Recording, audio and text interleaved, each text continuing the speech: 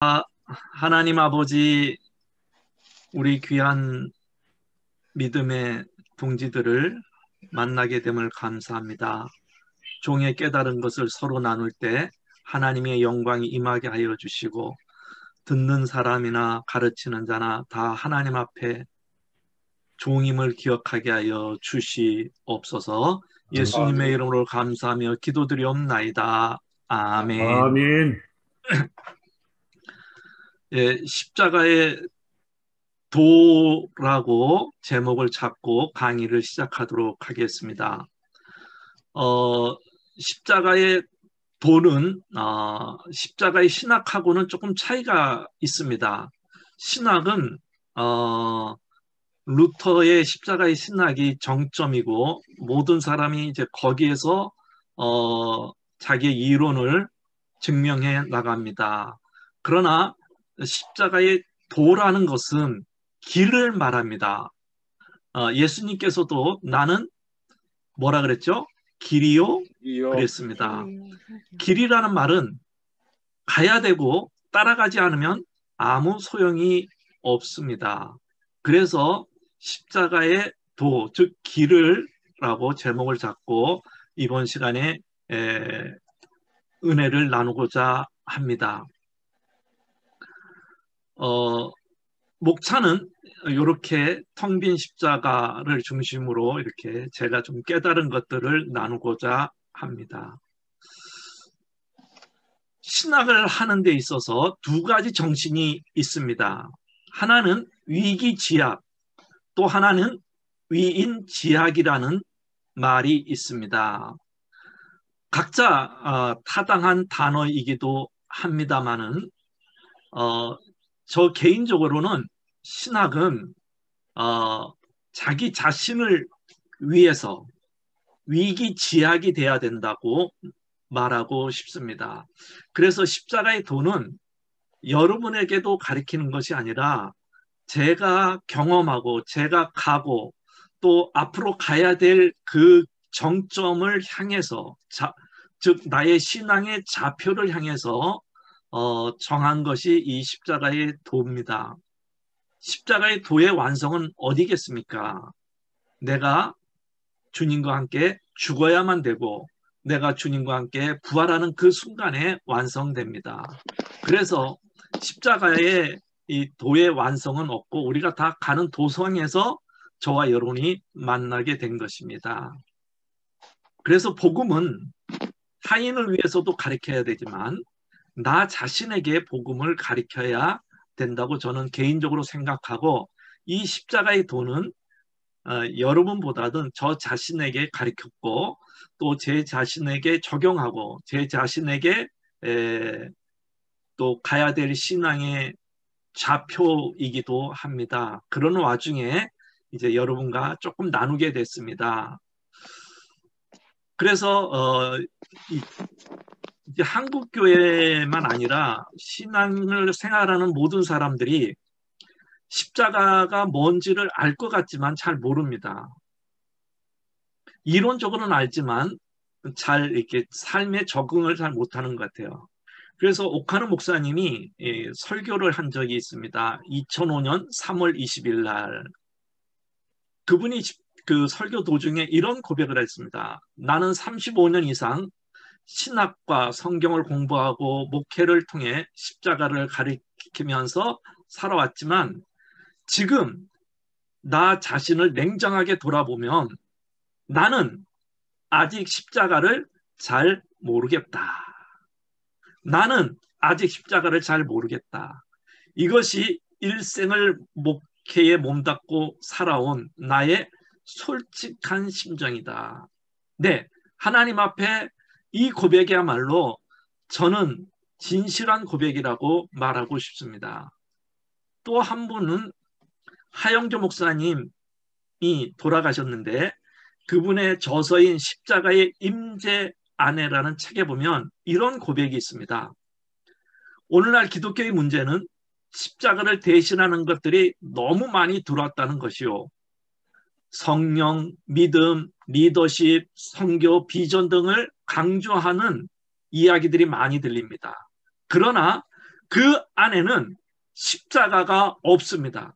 십자가 없는 성령, 십자가 없는 은사, 십자가 없는 기적, 십자가 없는 선교, 십자가 없는 리더십 등 나열하면 끝이 없다고 그분은 말합니다. 그러면서 나의 신앙의 삶을 돌아볼 때도 마찬가지입니다. 십자가 없는 예배, 십자가 없는 봉사, 십자가 없는 기도였음을 고백한다고 그의 책에서 말하고 있습니다. 예, 우리는 십자가 없이, 십자가가 없는 상태에서, 십자가가 텅 빈 상태에서 우리의 신앙을 가고 있습니다. 그리고 그 십자가가 잘못된 상태로 짊어지고 가는 경우가 많이 있습니다.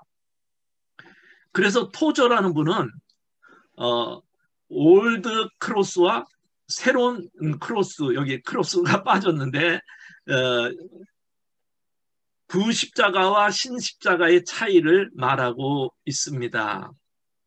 여러분, 어느 십자가가 더 좋은 것 같습니까? 오래된 십자가가 좋은 것 같습니까? 새로운 십자가가 좋은 것 같습니까? 토저는 이런 말을 합니다. 대중적인 복음의 십자가는 신약의 십자가가 아니다. 즉 뉴 크로스가 아니라는 말이죠. 대신 자신감 있는 가슴 위에 놓인 빛나는 새 장식구며 손은 아벨의 손이지만 목소리는 가인의 목소리인 육적인 기독교이다. 오래된 십자가는 사람을 죽이지만 새로운 십자가는 사람에게 재미를 준다. 오래된 십자가는 정죄하지만 새로운 십자가는 즐겁게 한다. 오래된 십자가는 육체의 교만을 파괴하지만 새로운 십자가는 이를 장려한다. 오래된 십자가는 눈물과 피를 가져다 주지만 새로운 십자가는 웃음을 가져다 준다. 예, 우리는 지금 새로운 십자가에 너무 도취해 있지 않나 생각을 합니다. 그래서 사람들은 이런 것들을 나의 삶에서 십자가가 없이 살아가기를 원하는 경우가 종종 있습니다. 그래서 낸시 레이 도모스와 론 로즈라는 분이 쓴 책에 보면 이런 말이 있습니다. 우리는 고생 없이 낙이 오기를 원한다. 무덤을 통과하지 않고 부활하기를 원한다. 죽음 없는 생명을 원한다. 십자가를 통과하지 않고 면류관을 원한다. 하지만 하나님의 경륜 속에서는 올라가는 길이 내려가는 길이다. 즉 우리는 십자가를 통과하지 않고 면류관을 받기를 원하지만 절대로 십자가 없이는 면류관이 없습니다. 그래서 여러분이 잘 알고 있는 단어가 하나 있죠. 영어의 사자성어라고 표현하고 싶은데 노 크로스, 노 크라운이라는 말이 있습니다. 그래서 십자가가 없는 성도의 삶은 어떤 신앙일까? 저는 티처보이 신앙이라고 말하고 있습니다. 티처보이는 그저 한국계 용어인데 부모님이 모든 것을 다 가르쳐 줘야 돼요. 그래서 심지어는 선을 볼 때도 여자가 몇 명 있어야 되냐면 4명이 있어야 된다. 그래야지 자기가 고를 수 있다는 농담 아닌 농담이 있습니다. 마찬가지로 한국교회 성도들은 신앙이 깊은 것 같은데 오히려 티처보이 신앙에 머물고 있습니다. 그래서 뭐 제자훈련 1단계부터 뭐 몇 단계 했지만은 막상 자기 혼자 자기의 삶을 고독하게 맛보았을 때는 이것을 헤쳐나가지 못하고 방황하며 좌절하는 경우가 너무나 많이 있습니다. 그래서 우리는 이 티처보이 신앙을 극복을 해야만 되는 것입니다. 홍정길 목사님은 크리스찬 투데이에서 이런 기고를 한 적이 있습니다.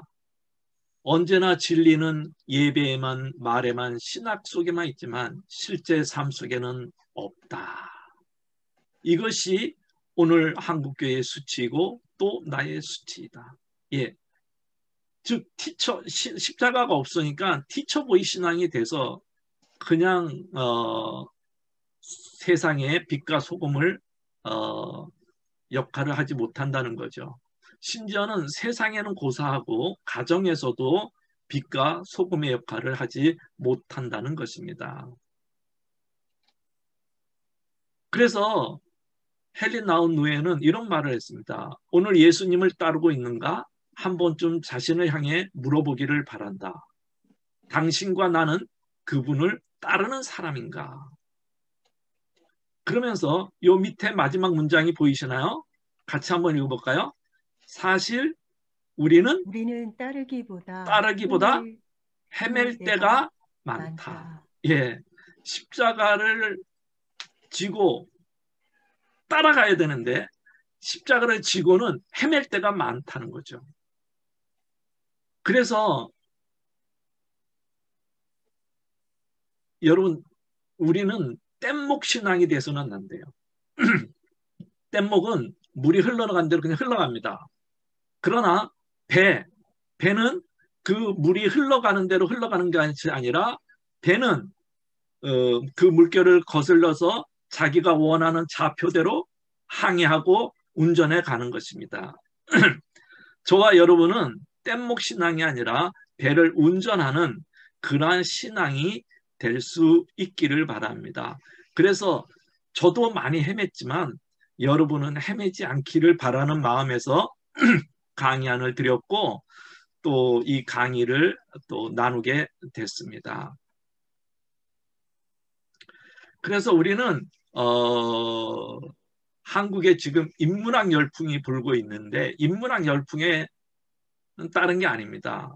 여러분의 신앙이 십자가 신앙이 헤매지 않기 위해서는 이 단어를 기억하면 됩니다. 계몽주의의 모토인 이 단어인데 사페레 아우데라는 단어입니다. 이것은 가감히 알라는 겁니다. 여러분이 한번 십자가를 처음에 보라는 말입니다. 아까 총장님이 어떤 분 농사 짓는 분이 계셨는데 저는 수박을 먹을 줄은 알지 수박을 이렇게 뭐라 키웠다 그래야 되나 재배해야 됐다나 그걸 잘 모릅니다. 근데 수박도 또 잘 사는 게 아닙니다. 뭐 어떻게 해야지 수박을 잘 산다 그러고 두들겨 봐야 된다는데 저는 두들겨 보고 산 수박이 치고 성공한 적이 없어요. 근데 전문가들은 딱 두들겨 보면 아는 것은 경험을 많이 했기 때문에 그렇답니다. 십자가도 여러분이 자꾸 경험해 보면 많이 알게 될 줄 믿습니다. 그래서 이 십자가를 우리가 이제 지고 갈 때 또 이 십자가를 생각할 때 이게 진실인가 가짜인가를 좀 잘 분간해야 돼요. 모든 사람이 십자가를 지고 있지만은 이 거짓된 진리를 전파하는 경우가 너무 많기 때문에 그래서 톨스토이는 이런 말을 했습니다. 우리 같이 한번 좀 읽어볼까요? 신앙 속에 진리가 있다는 것이 나에게는 의심할 수 없는 사실이다. 그러나 그 속에 허위가 섞여 있다는 것 역시 의심할 수 없는 사실이다. 따라서 나는 뭐와 진실과 허위를 발견해서 이 둘을 구별하지 않으면 안 된다는 거죠. 여러분, 세상에 십자가를 전파하지만 십자가를 수단으로 전파하는 사람이 있고 십자가를 자기의 몸에 지고 이것이 수단이 아니라 자기의 삶의 좌표가 돼서 지고 가는 사람이 있다는 것입니다. 그래서 여러분은 지고 가는 사람의 십자가를 좀 배울 수 있기를 바랍니다. 그래서 존 버너는 천년 역경에서 이렇게 우리에게 기뜸을 해줬습니다. 크리스찬 씨, 당신은 세상 지식이나 적법이나 정중 같은 자들의 말을 믿어서는 결코 안 돼요. 그들의 말은 모두 하나님의 말씀이 되는 것이 아니다. 그러면서 그들의 모든 친절한 말은 좋은 사람들처럼 보이지만 사실은 그게 아니다는 거죠. 예. 그래서 데이비드 플랫이라는 아주 젊은 목사가 레디컬이라는 책을 썼습니다. 아주 도전적인 책인데요. 현대판 복음은 말한다. 하나님은 당신을 사랑하시며 당신을 위한 놀라운 계획을 가지고 계십니다. 그러므로 다음 몇 단계만 밟으면 구원받을 수 있습니다. 이게 이제 보통 전하는 복음의 초신자들에게 하는 말입니다. 그러나 이분은 이렇게 말합니다. 반면에 성경이 가르치는 복음은 이렇게 말한다. 당신은 하나님의 원수입니다. 죄 가운데 생명이 끊어졌으며 현재 주님께 반역하고 있는 상태입니다. 스스로 소생하기는커녕 생명이 필요하다는 사실을 깨닫는 것조차 불가능합니다. 그러므로 하나님께 의지하지 않고는 삶의 변화가 일어나길 기대할 수 없습니다. 자기 힘으로는 그런 역사가 절대로 일어나지 않습니다. 현대판 복음은 군중을 끌어모으고 환심을 산다. 성경적인 복음은 영혼을 구원한다. 어느 쪽이 옳다고 생각하는가? 예, 여러분은 어느 쪽이 옳다고 생각을 합니까?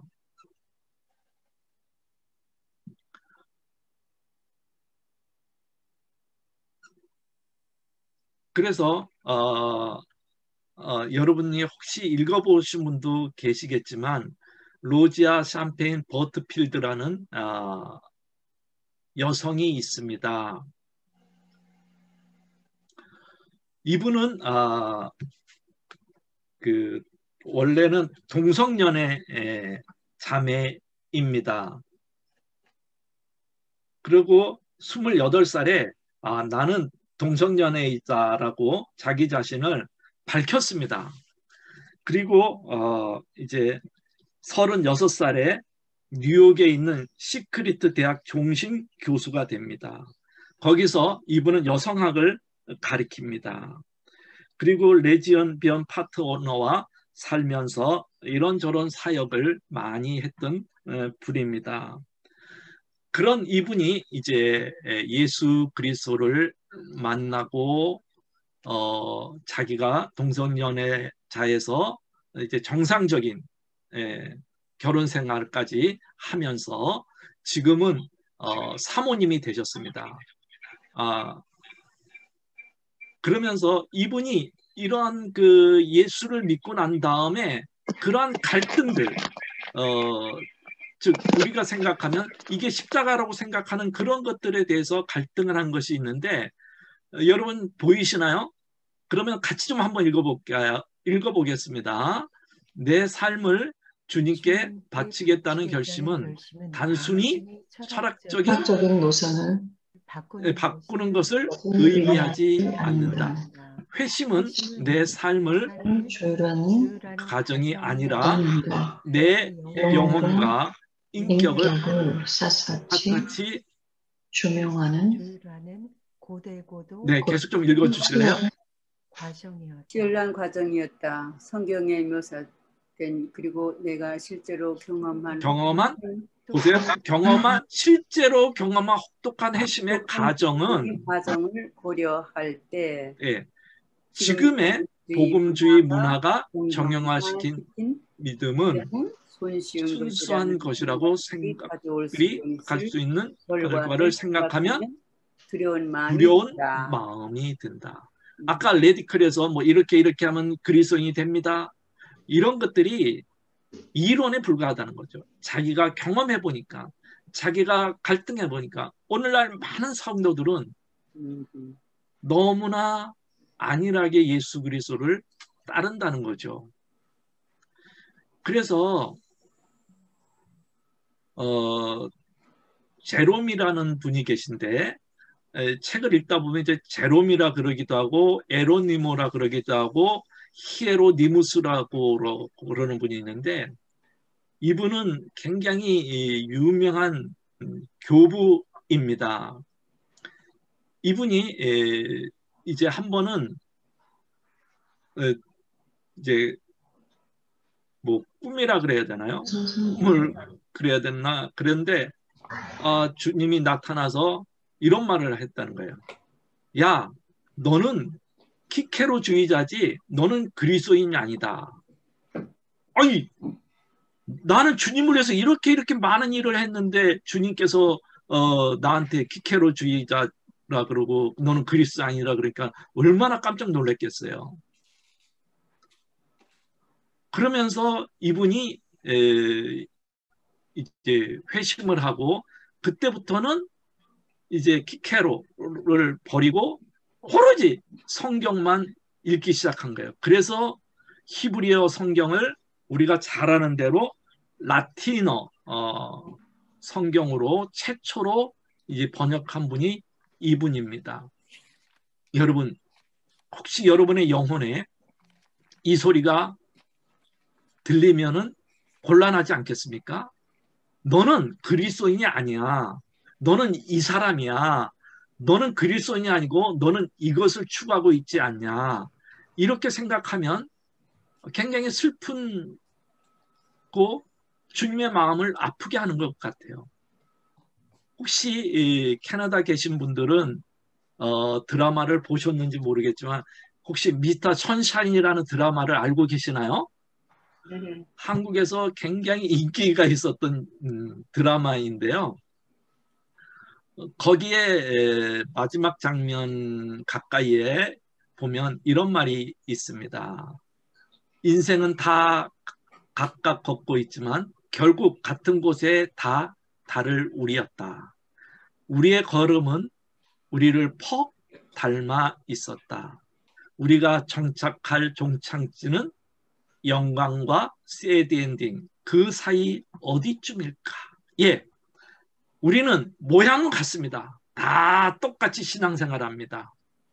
그러나 주님 앞에 섰을 때는 어떤 사람은 영광, 어떤 사람의 인생은 새드 엔딩이 끝난다고 성경은 말하고 있습니다.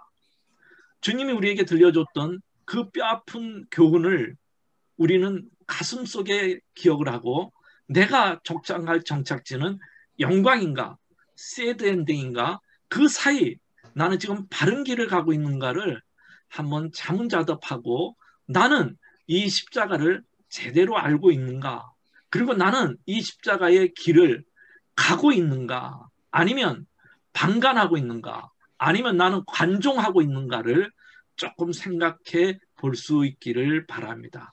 나는 여러분의 마지막이 영광이 되기를 바라며 새드 엔딩이 되지 않기를 정말 간절히 기도합니다. 그래서 우리가 새드 엔딩이 안 되려 그러면 우리는 우리의 신앙을 다시 한번 전환해야만 된다는 것입니다. 전환점이라는 것은 뭐냐 그러면 우리가 달려오던 것과 전혀 다른 방향으로 가는 것을 말합니다. 단지 살짝 변화만 주는 것은 전환이 아닙니다. 중요한 것은 우리가 전환을 할 때 우리의 신앙은 정말 파워풀하고 주님이 살아계신다는 것을 여러분의 입으로 스스로 고백하게 된다는 것입니다. 오늘 한국교회만 아니라 많은 교회들이 제자도에서 실패했다고 말을 하는 분이 계십니다. 브릭스라는 분은 이런 말을 했습니다.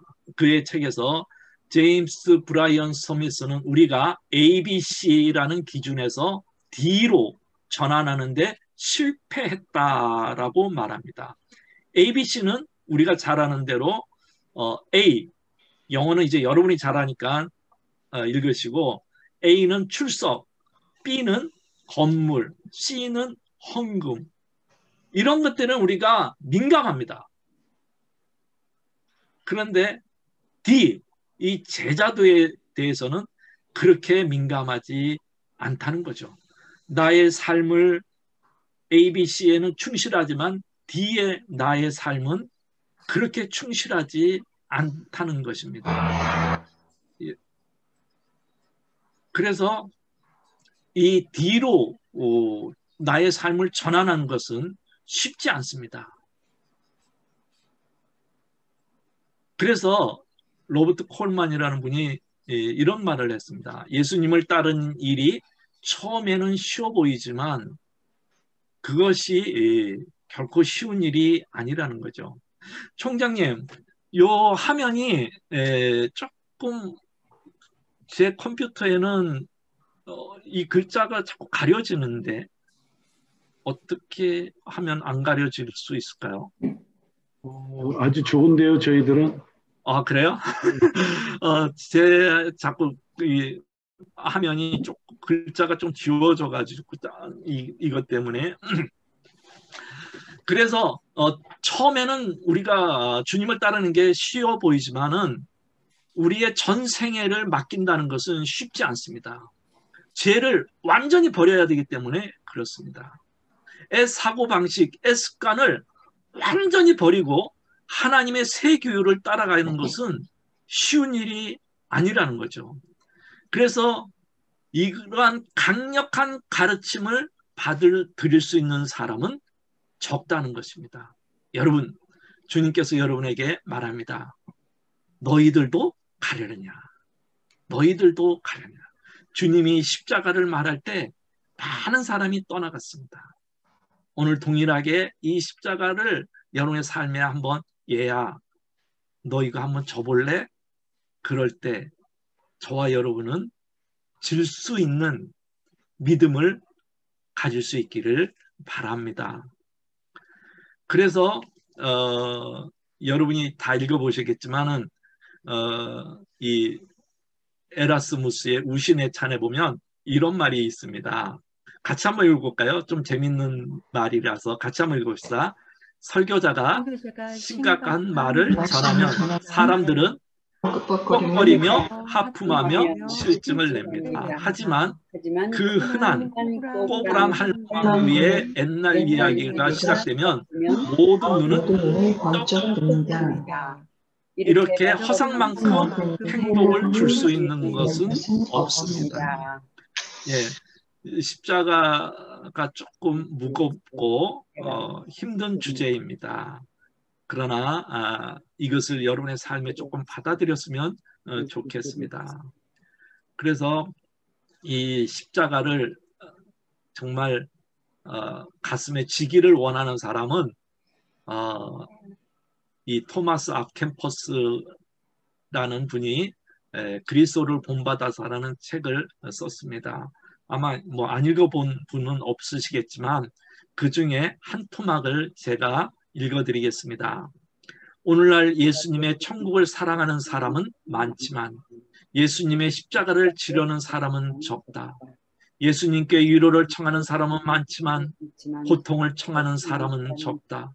예수님의 식탁에 와서 앉으려는 사람은 많지만 예수님과 같이 금식하려는 사람은 적다. 우리는 모두 예수님과 함께 기뻐하기를 원하지만 예수님을 위해서 기꺼이 고통을 당하려는 사람은 적다. 많은 사람이 빵이 다 떨어질 때까지 예수님을 따르지만 예수님이 가진 고난의 잔을 마시려는 사람은 적다. 많은 사람이 예수님의 기적을 존경하지만 예수님이 겪으신 십자가의 고난을 따르는 사람은 적다. 예. 정말 이 예수님을 따라갈 수 있는 저와 여러분이 될 수 있기를 바랍니다. 아멘. 엔트로피 강이라는 제목인데요. 여러분 연력학 제2법칙이라는 법칙이 있는데 연력학 제2법칙은 엔트로피 법칙입니다. 이 엔트로피 법칙은 뭐냐 그러면 처음에는 질서정연하다가 시간이 되면 무질서화 된다는 법칙입니다. 처음에 신앙도 마찬가지입니다. 처음에는 십자가를 생각할 때 눈물이 납니다. 교회만 생각해도 은혜가 됩니다. 목사님의 설교만 들어도 아멘 아멘 그럽니다.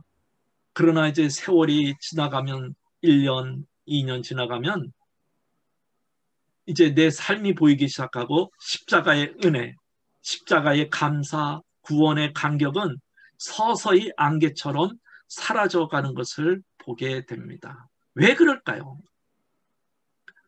왜 이 엔토로피 강가에서 우리의 십자가와 십자가의 은혜가 안개처럼 사라져 버릴까요?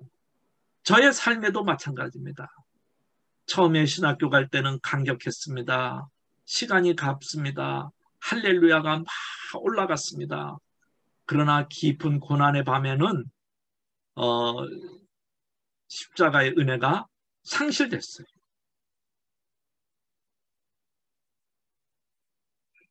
여러분, 시간이 가면 갈수록 여러분은 이 엔토로피 강가에서 떠내려가는 것이 아니라 여러분의 신앙을 활성화시켜서 이 엔토로피 강을 거슬러 올라가서 시간이 가면 갈수록 어제보다는 오늘이 더 십자가가 선명하게 다가올 수 있기를 바랍니다. 그 길이 헤매는 것이 아니라 더 선명하게 보일 수 있기를 바랍니다. 그래서 이 엔토로피 강가에서 십자가를 더 선명하게 알기 위해서는 중세의 영성가들이 제일 신경 썼던 게 뭐냐면 페너트레일러라는 단어입니다. 한번 같이 읽어볼까요? 시작.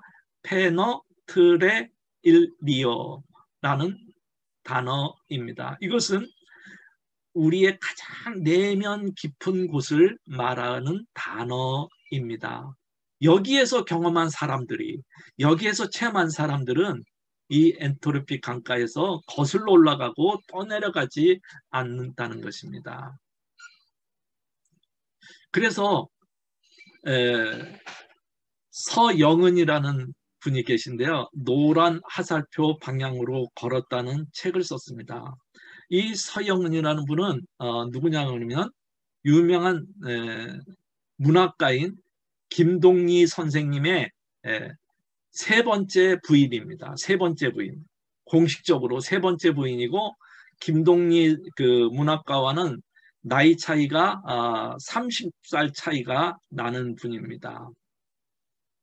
이분이 이제 교회를 다니면서 이런 고백을 했습니다. 13년이라는 긴 세월 동안 성경 공부를 하면서 나는 하나님의 존재를 알고 있었다는 거죠. 그러나 믿지 않았다는 것을 깨닫지 못했다. 알고 있는 거와 믿는 거는 이렇게 차이가 많습니다. 13년을 성경 공부했습니다. 이 소설가니까 문학가니까 얼마나 성경을 또 깊게 봤겠습니까? 그런데도 나는 하나님의 존재를 알고 있었지만 믿지 못했다는 것입니다. 자의식의 꽃이 안에 갇혀 있었기 때문입니다. 자의식은 영혼을 가두고 있는 꽃이다. 즉 내가 페너트레일러에서 만나지 않으면 나의 주님을 믿지 않는 겁니다. 그냥 알고만 있는 것. 나는 여러분이 믿을 수 있기를 바랍니다. 그러면서 이분이 이제 그 66살인가 67세에 유서를 써놓고 너무 이제 신앙이 갈등이 많고 삶이 어려우니까 김동리 선생님이 돌아가시고 난 다음에 뭐 전처 소생들과 이 유산 문제, 재산 문제, 뭐 저작권 문제 너무 막 머리가 아프니까는 이분이 유서를 써놓고 산티아고로 갔어요. 그러면서 이제 거기서 경험한 책을 쓴 게 노란 화살표 방향으로 걸었다는 책입니다. 그러면서 거기에 보면 이런 고백이 나옵니다. 우리 같이 한번 읽어보겠습니다. 시작. 이제 내 인생에 허무는 없다. 성령의 터치 한 번에, 이게 중요해요. 성령의 터치 한 번에 존재를 구성하는 원형질, 감정, 생각, 의식의 배열이 완전히 바꾸어 버렸기 때문이다. 나는 의식적으로 노력하지 않아도 영으로 사라지는 것을 느끼고 이제는 말씀이 육신이 되어 우리 곁에 오신 예수님이, 이게 너무 중요해요. 그대로 믿어진다. 그대로 믿어진다. 이것이 은혜가 아니고 무엇이겠는가? 오늘 여러분의 마음 깊은 곳, 베너틀레이로에서 만난 사람은 십자가, 성경 모든 것이 주님이 말씀하는 것이 그대로 믿어질 줄 믿습니다. 여러분, 그대로 믿어진 사람만이 십자가의 십자가의 그 길을 갈 수가 있습니다. 가되 끝까지 갈 수가 있습니다. 여러분, 여러분의 영혼 깊은 곳에, 내면 깊은 곳에서 이 십자가의 경험이 체험될 수 있는 시간이 되기를 바라봅니다. 봅니다. 그래서 안겔리우스 실레시우스라는 분은 이렇게 말합니다. 같이 한번 또 읽어보겠습니다.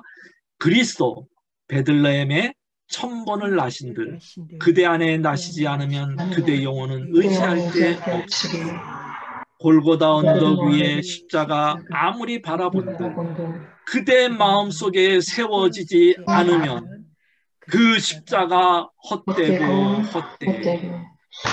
여러분의 영혼 깊은 곳에서 또 여러분의 마음 깊은 곳에서 십자가가, 저 골고다에 있는 십자가가 여러분의 마음속에 세워지지 않는다면 여러분의 십자가는 헛되고 헛된다는 것입니다.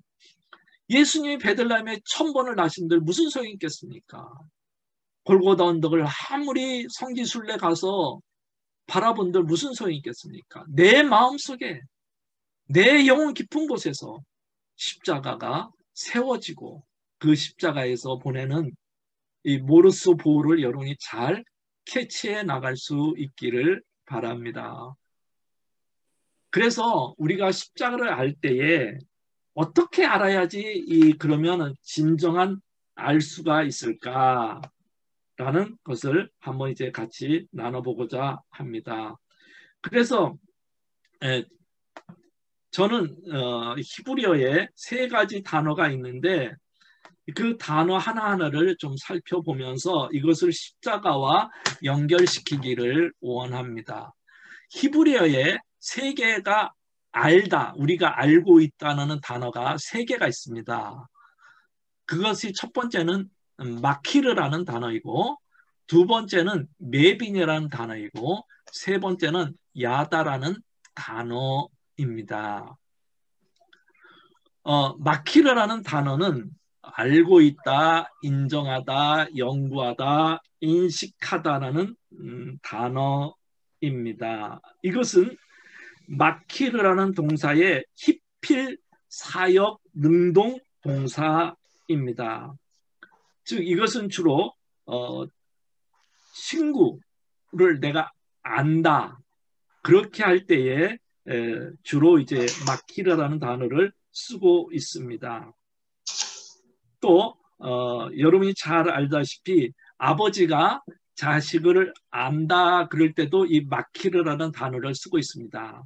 그러나 또 주님을 이 연구에서도 알 수 있죠. 그러나 그것은 참된 십자가가 아니라는 거죠. 아브라함이 이제 자기가 죽을 때가 돼가지고 자기 큰아들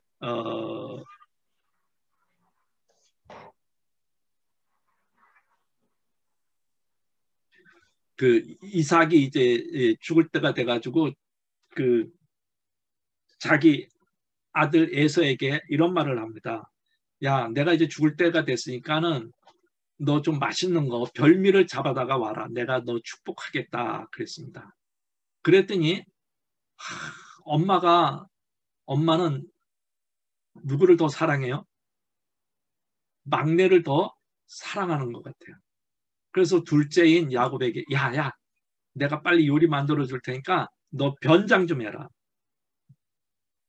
그렇게 해서 변장을 하고 이제 엄마가 만들어준 요리를 가지고 늙은 이삭 앞에 갑니다.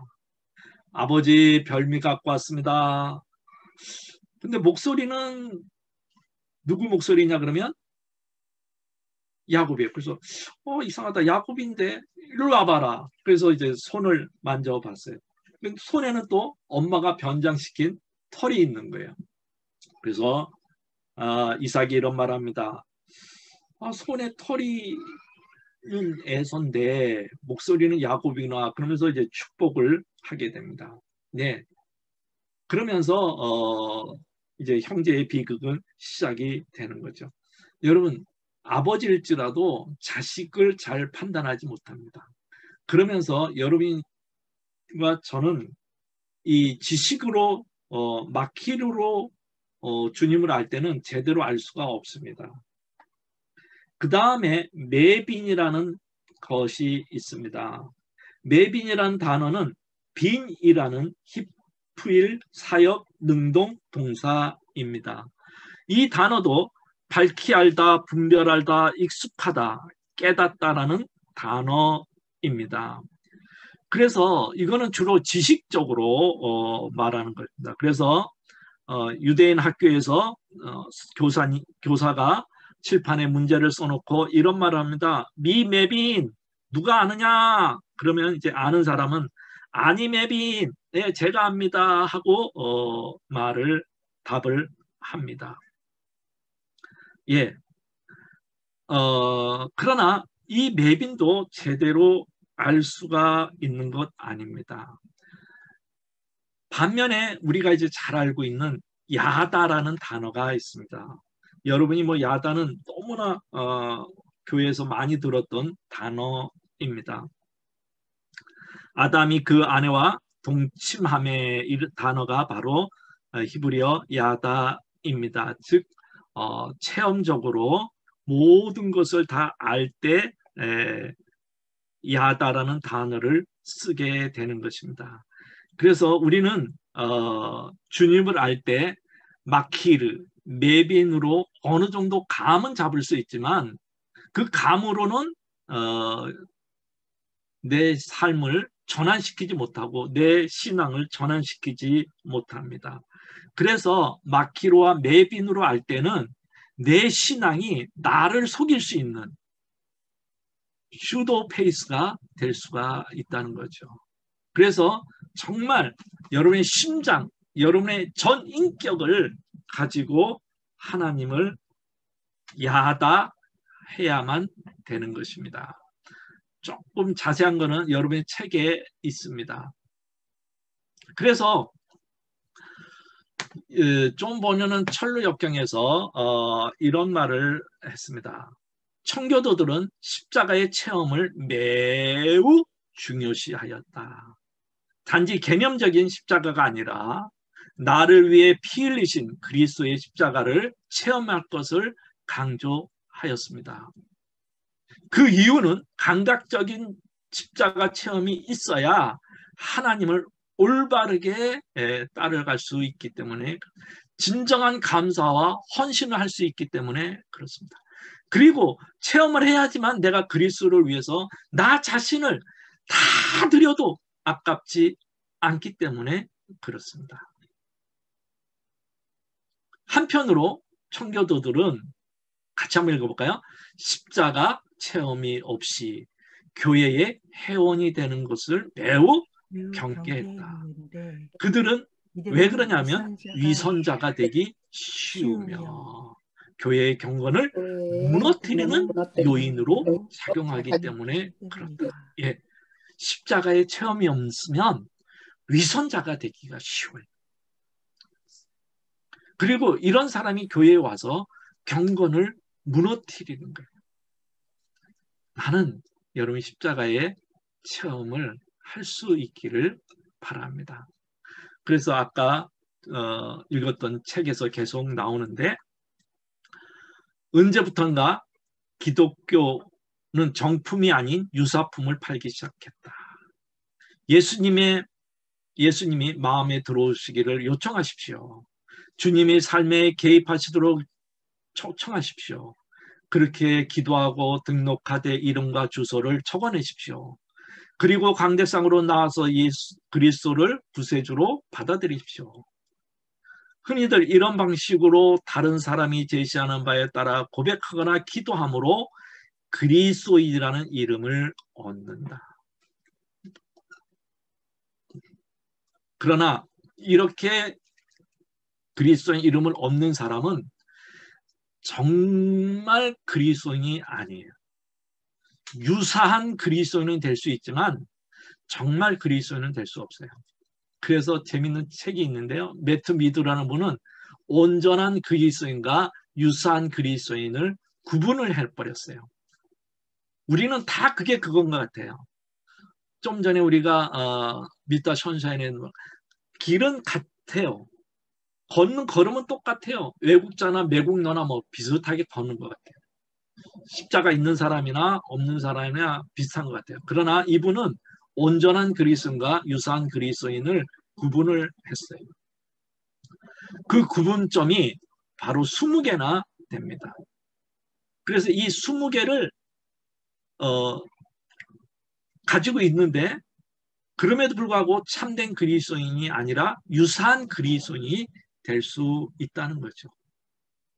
지식으로 큰 진보를 보일 수 있고 은사를 받을 수 있고 신앙 고백할 수 있고 죄를 미워할 수도 있고 은혜를 사모할 수 있고 말씀을 두려워할 수 있고 말씀을 기뻐할 수 있고 교회의 일원으로 또 의식에 참여할 수 있고 천국의 소망을 가질 수 있고 어느 정도 변화의 모습을 보이고 또 종교적으로 열심히 할 수 있고 기도도 열심히 할 수 있고 또 그리스도를 위해서 약간의 손해는 볼 수 있고 하나님의 부름을 받을 수 있고 성령을 받을 수 있고 또 믿음을 가질 수 있고 하나님의 백성으로 또 살 수 있는 거 계명을 지킬 수 있고 또 어느 정도 성화의 모습을 보일 수도 있고 그리스도인의 외적인 의무도 다할 수 있다고 해서 참된 그리스도인이 아니라 유사한 그리스도인이 될 수 있다고 경고합니다. 여러분, 우리는 온전한 그리스도인이 될 수 있기를 바랍니다. 그래서 이 온전한 그리스도인이 되려고 그러면 내가 시선이 온전해져야 된다는 것입니다. 키치라는 단어는 독일어입니다. 이것은 어떤 단어냐 그러면 보이는 것을 보고 싶은 것만 보는 편협한 시선을 키치라고 말하고 있습니다. 예수님의 십자가를 내가 보고 싶은 대로 또 내가 생각한 대로만 보는 사람이 많다는 거죠. 그래서 사도 바울도 이 키키의 신앙을 가진 사람들에게 한 말이 있습니다. 그들은 다 자기 일을 구하고 예수 그리스도의 일은 뭐하지 않는다고요? 구하지 않는다고 말을 하고 있습니다. 여러분은 십자가를 똑바로 보고 있습니까? 우리는 십자가에서 먼저 승리, 강함, 생명, 구원 이런 것들은 먼저 봅니다. 그러나 이 승리, 강함, 생명, 구원 이런 것을 보기 전에 먼저 십자가의 패배, 약함, 죽음, 버림 이런 것들을 보지 못한다는 거죠.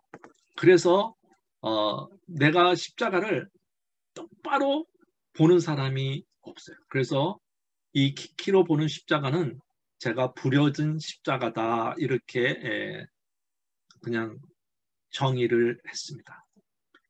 여러분 십자가를 똑바로 보면 자기 일을 구하지 아니하고 예수 그리스도의 일을 구하는 저와 여러분이 될 줄 믿습니다.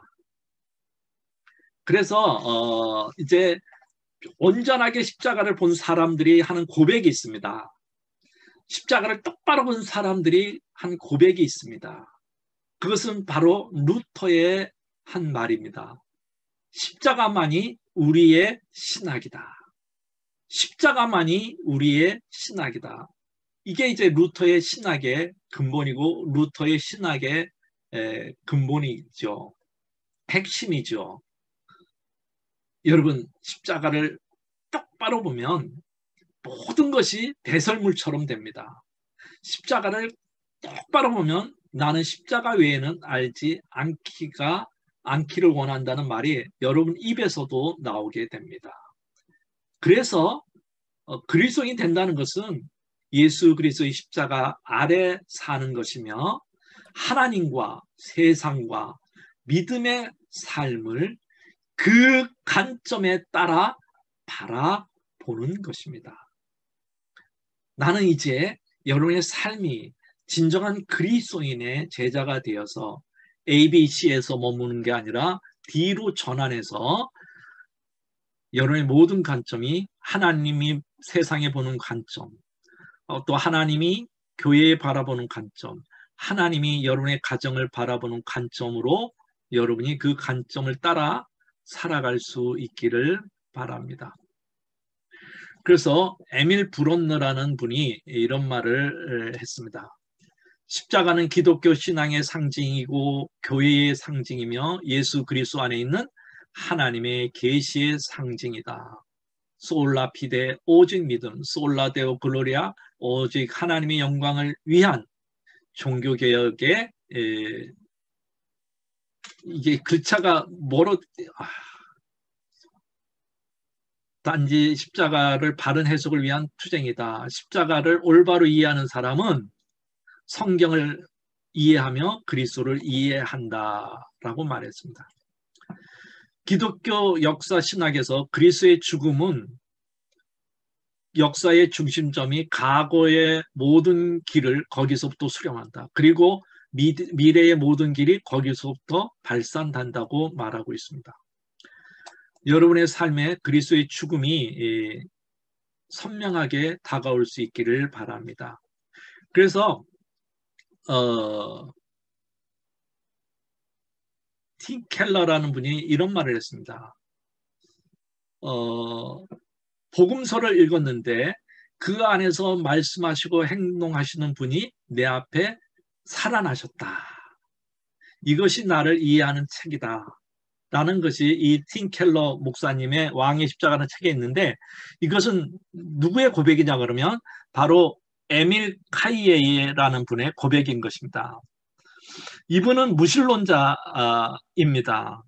그러면서 이분이 이런 말을 했습니다. 내가 인간의 상황을 얼마나 잘못 이해하고 있던지 어처구니가 없었다. 친구가 가슴에 총알을 맞아서 어머니 이야기하며 눈앞에 죽어가는 마당에 신학교의 철학적인 논쟁이 다 무슨 소용인가. 예, 친구가 총에 맞아서 죽어가고 있는데 어머니 이야기를 하는데 이 사람은 신학적, 야 이렇게 해야지 구원받아, 또 철학적으로 이렇게 해야지 천국 가는 거야. 이런 말하는 게 무슨 소용이 있겠습니까? 라고 말합니다. 그러면서 이분도 이제 또 전쟁에서 이제 다쳐가지고 병상에 있게 됐어요. 그러면서 또 머리가 좋으니까는 이제 철학적으로 내 이 죽음, 아픔에 대해서 글을 써야 되겠다. 그래서 이제 막 책을 읽고 이 글을 모았어요. 그래서 이제 그거를 다 모아서 이제 책으로 내야 되겠다고 생각하고 그 원고를 이제 다시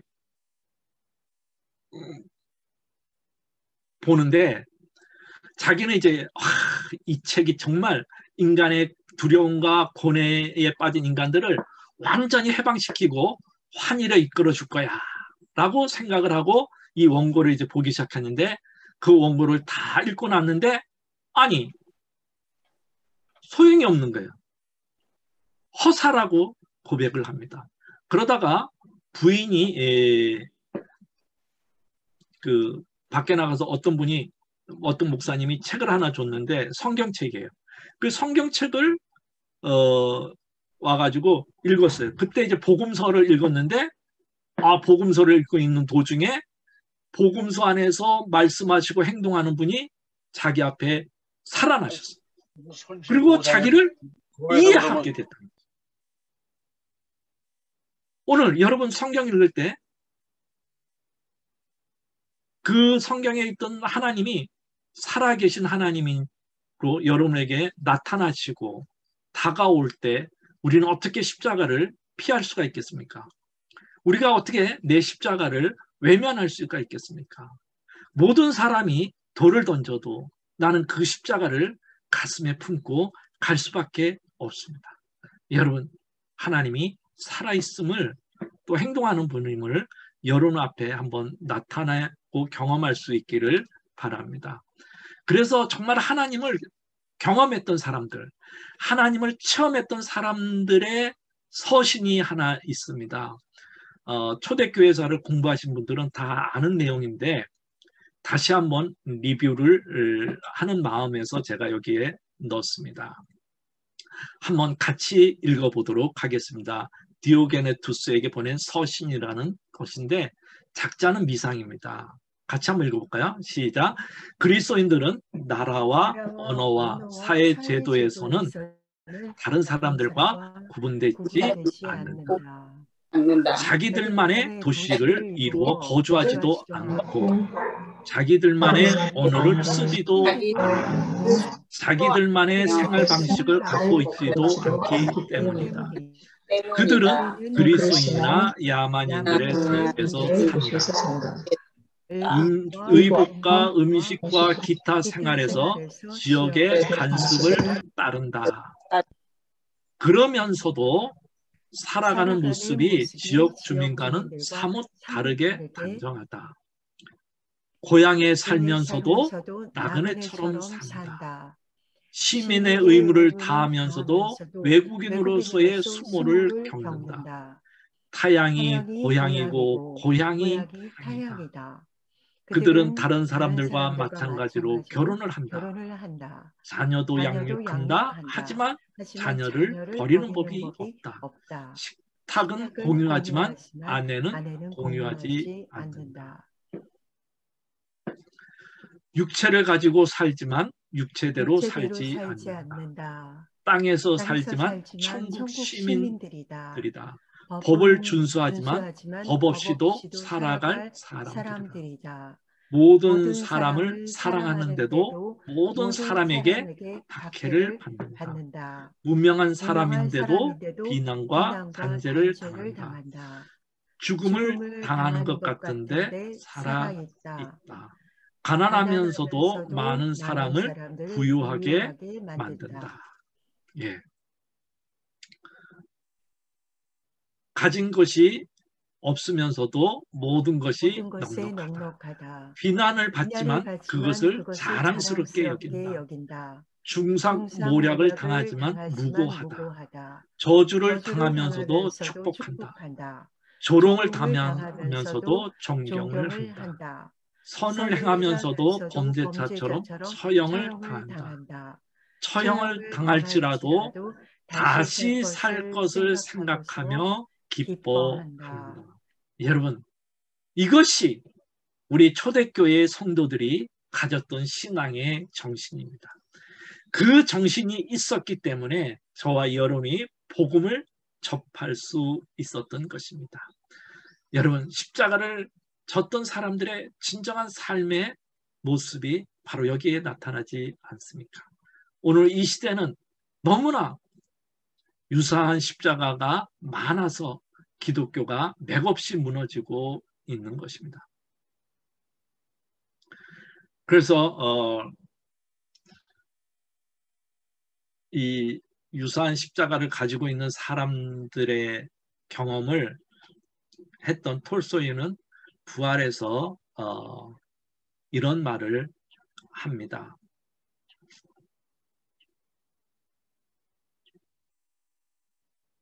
우리는 자신이 자기 생명의 주인이며 우리의 학력을 위해서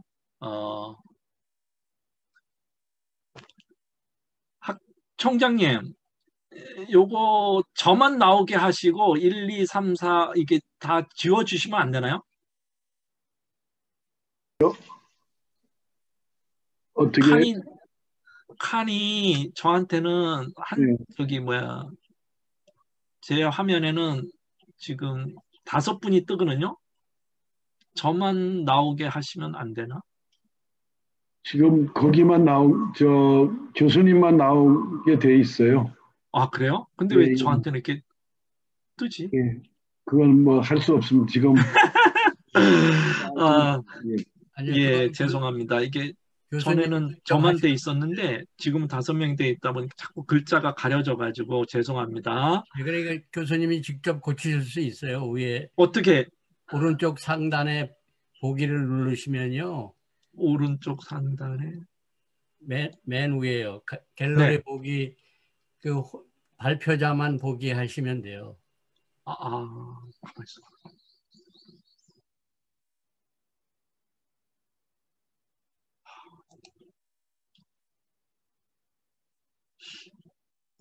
제가 잘 할 줄 몰라가지고 다음에 좀 다음 전에는 안 그래가지고 그러면서 톨스토이는 부활해서 이렇게 말합니다. 우리는 자기 자신의 생명의 주인이며 우리를 항약을 위해서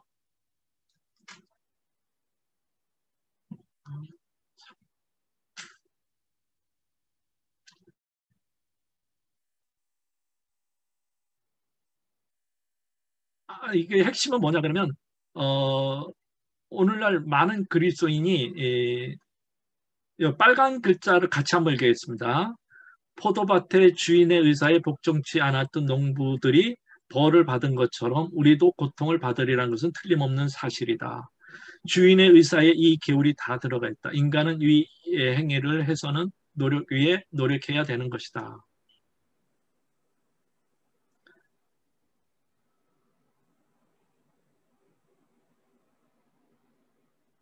이 그림을 좀 한번 보겠습니다.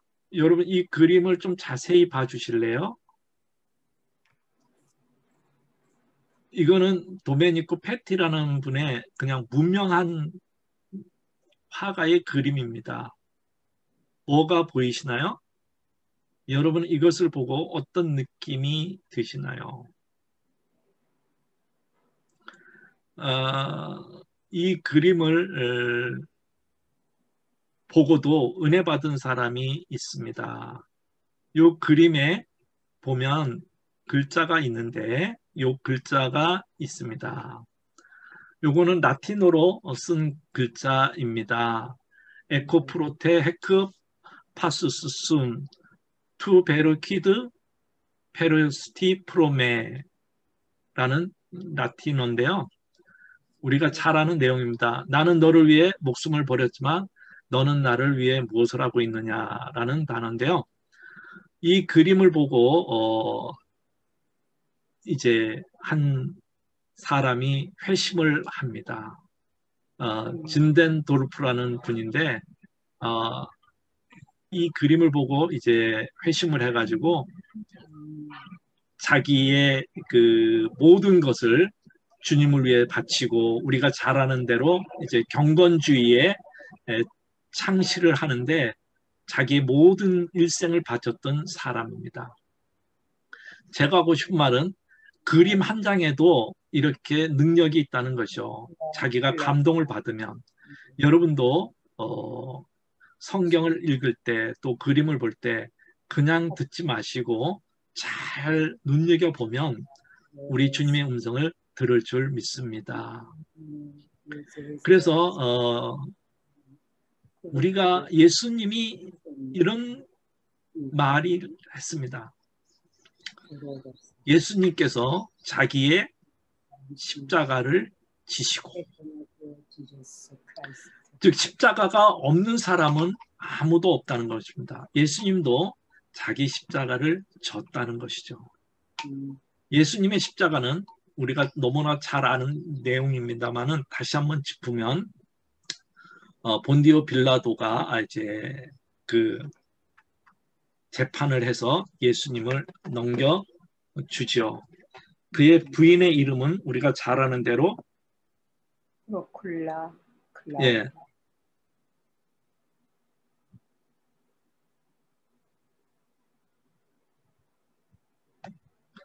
이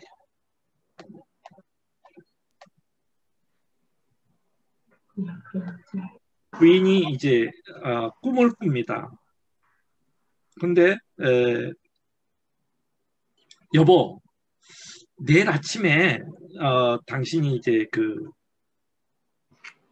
재판하는 그 사람에 대해서 조금 아무 그 사람은 죄가 없습니다라고 이제 메시지를 보내옵니다. 마태복음 보면 이렇게 기록되어 있습니다. 총독이 재판 자리에 앉았을 때 그의 아내가 사람을 보내어 가로되 저 옳은 사람에게 아무 상관도 하지 마옵소서. 오늘 꿈에 내가 그 사람을 인하여 예를 많이 썼나이다. 이렇게 이제 아내에게 말을 합니다. 아내의 전언을 듣습니다. 그럼에도 불구하고 빌라도는 자기의 지위 때문에 또 여론 때문에 어쩔 수 없이 죄가 없다는 걸 알면서도 예수님을 내어 드릴 수밖에 없는 상황에 됩니다. 그리고 예수님은 이제 빌라도 재판장에서 이제 십자가를 지고 가게 됩니다.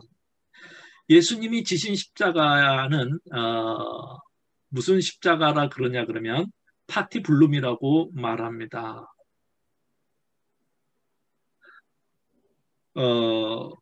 가로지르는 십자가의 나무입니다. 이 스테패스는 미리 골고다에 세워져 있습니다. 이 파티플룸의 무게는 뭐 학자마다 조금씩 틀린데 약 120kg 정도 나가지 않나 이렇게 생각하는 분도 있습니다. 그러니 얼마나 무거운 것을 걸머지고 채찍에 맞으면서 예수님이 골고다로 가고 있습니까? 그 길이 약 2000피터나 되는 길입니다. 그래서 예수님이 갔던 그 길을 오늘도 성지순례 가면은 많은 사람들이 갑니다. 그 길을 우리가 잘 아는 대로 비아 돌로로사라고 말합니다. 여러분 어떻게 보면 예수님이 재판받고 골고다까지 가는 그 비아 돌로로사는 슬픔이요 고통의 길이지만 예수님만 그 길을 가는 것이 아니라 저와 여러분도 이 비아 돌로로사의 길을 어떻게 보면 가는 사람이 있습니다. 남몰래 눈물 흘리며 아무도 알아주지 않는 그 고통에 짐을 지고 오늘도 비아 돌로로사로 가는 사람이 있습니다. 근데 비아 돌로로사로 갈 때에 내가 쓰러질 때 예수님이 쓰러질 때 구레네 시몬이 도와주었던 것처럼 제 경험에도 보면 저만의 비아 돌로로사를 갈 때에 꼭 옆에서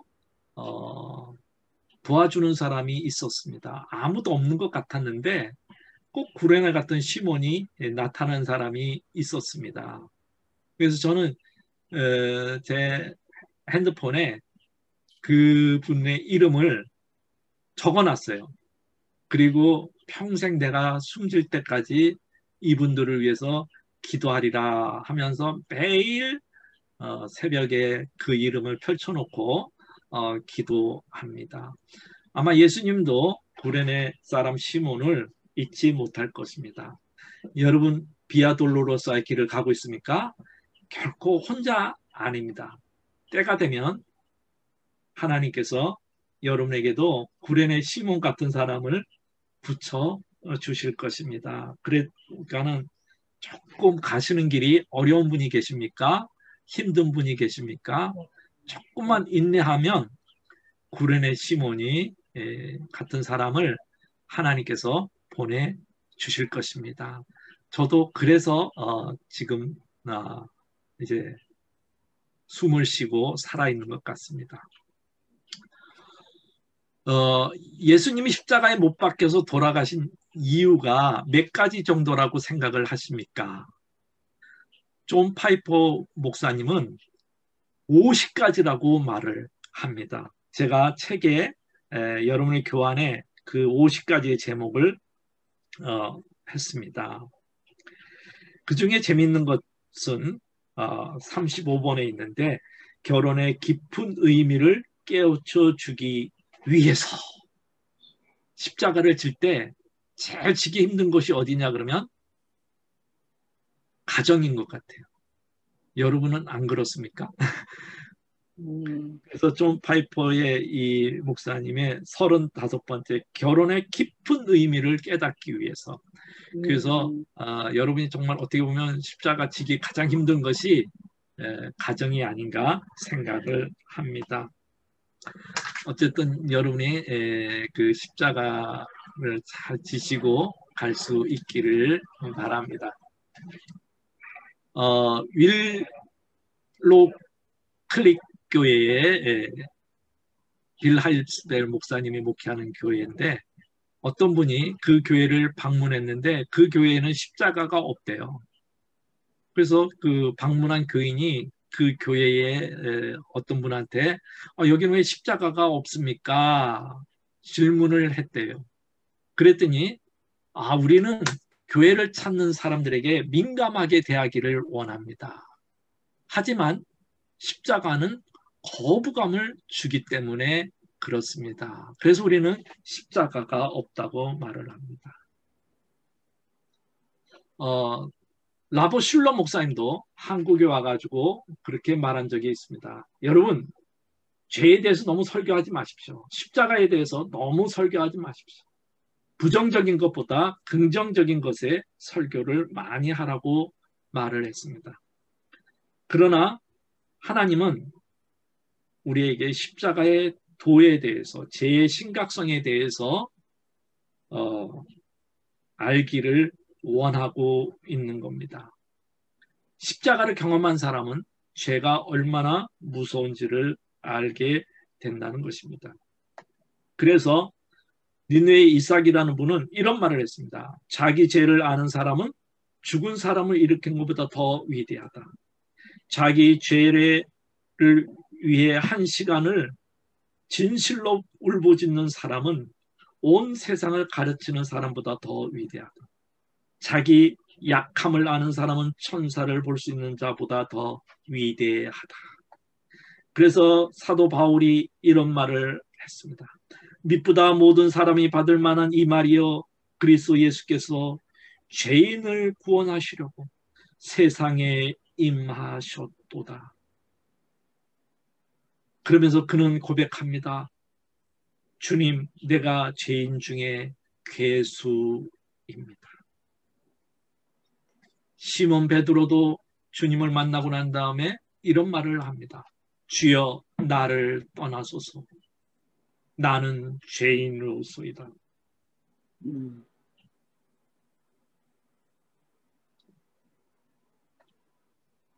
우리가 십자가를 경험한 사람은 죄가 얼마나 무서운지를 알게 됩니다. 그래서 성경은 우리에게 이렇게 말을 하고 있는 겁니다. 입에서 나오는 것들은 마음에서 나오나니 이것이야말로 사람을 더럽게 하느니라. 마음에서 나오는 것은 악한 생각과 살인과 간음과 음란과 도둑질과 거짓 증거와 해방이니 육체의 일은 현저하니 곧 음행과 더러운 것과 호색과 우상숭배와 술수와 원수를 맺는 것과 분쟁과 시기와 분냉과 당짓는 것과 유리함과 이단과 투기와 술취함과 방탕함과 또 그와 같은 것들이라. 전에 너희에게 경고한 것 같이 경계하노니 이런 일을 하는 자들은 하나님의 나라를 유업으로 받지 못할 것이라. 예.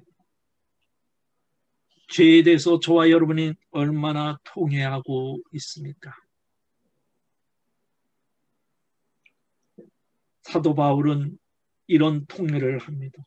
오호라, 나는 공고한 사람이로다. 오호라, 나는 공고한 사람이로다.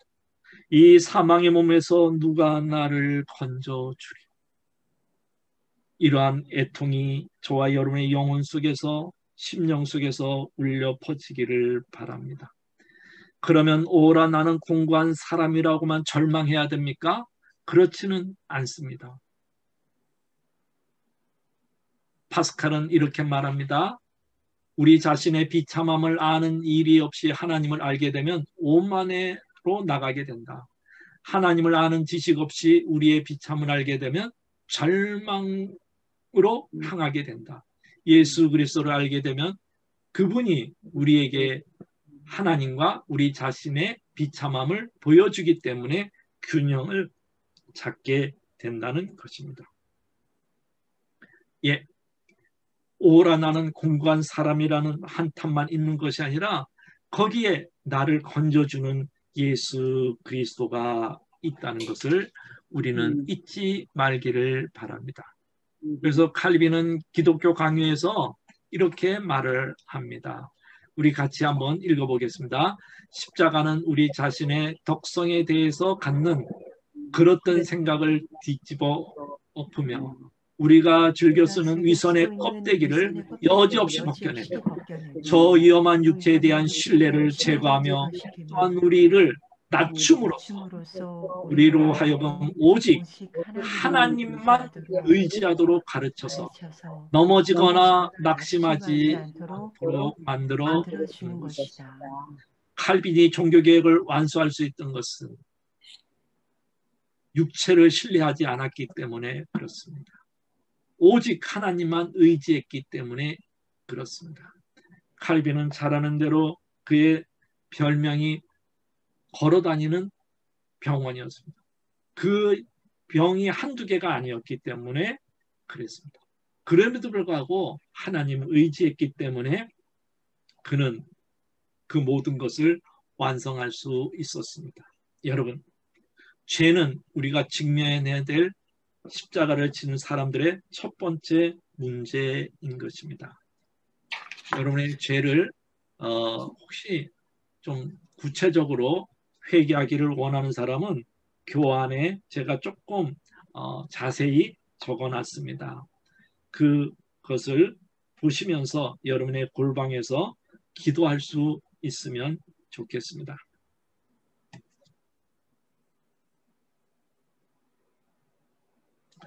그래서 죄를 직면하고 회개하는 저와 여러분이 좀 됐으면 좋겠습니다.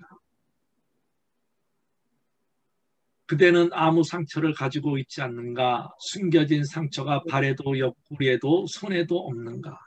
그대가 땅을 울릴 정도로 크게 노래하며 사람들이 그대를 찬란히 떠오르는 별이라고 칭송하지만 정녕 그대는 상처도 흔적도 가지고 있지 않는가? 나를 따르는 자들의 발은 찔린 상토투성이지만 그대의 발은 온전하니 아무 상처도 없고 아무 흔적도 없는 것은 멀리서 나를 쫓은 것이 아닐까. 예, 죄를 직면하지 않고 멀리서 주님을 쫓아서는 안 됩니다. 죄 때문에 싸운 흔적이 여러분의 삶에 있기를 바랍니다. 죄와 싸워서 승리한 흔적이 여러분의 신앙의 곳곳에 흔적으로 남아있을 수 있기를 바랍니다. 그럼에도 불구하고 이 죄에 대해서 우리가 생각해야 될 것이 있습니다. 일도 결단 근주라는 말인데 율곡이의 경목 요글에 나오는 말입니다. 한 칼에 잘라버리듯 뿌리채로 뽑아버려라 라는 말인데 죄는 우리가 가지치기 해서는 안 됩니다. 죄는 뿌리채 뽑아버려야만 됩니다. 그래서 히브리 기자는 우리에게 이렇게 말합니다. 여러분, 죄와 맞서 싸우지만 아직 피를 흘리기까지 대항한 일이 없습니다. 예, 죄에 대해서 어느 정도 가지치기는 하지만 피 흘리기까지 대항한 일이 없다는 것입니다. 그래서 우리는 우리 마음속에 추악함을 관가해서는 안 되는 것입니다. 저에게도 추악함이 있습니다. 그래서 늘 싸우는 것입니다. 그래서 우리는 질병 중에 가장 무서운 질병이 죄에 대한 무감각입니다. 죄를 자각하고 죄를 씻기 위해서 평생토록 파스칼이 고뇌한 것처럼 저와 여러분도 죄에 민감해야만 됩니다. 그리고 죄를 자각해야만 됩니다. 그 죄를 씻기 위해서 평생토록 계속 회개해야만 되는 것입니다. 그렇게 할 때 우리가 하나님 앞에 그의 보혈이 헛되지 않고 가치 있게 되는 것입니다. 그래서 죄를 다룰 때의 자세를 있는데 이분의 그 제가 아까 말했듯이 이 버터필드 교수이면서 사모님인 책에 있는 말입니다. 우리 같이 한번 좀 읽어보도록 하겠습니다. 죄를 다룰 때는 실패를 미화하거나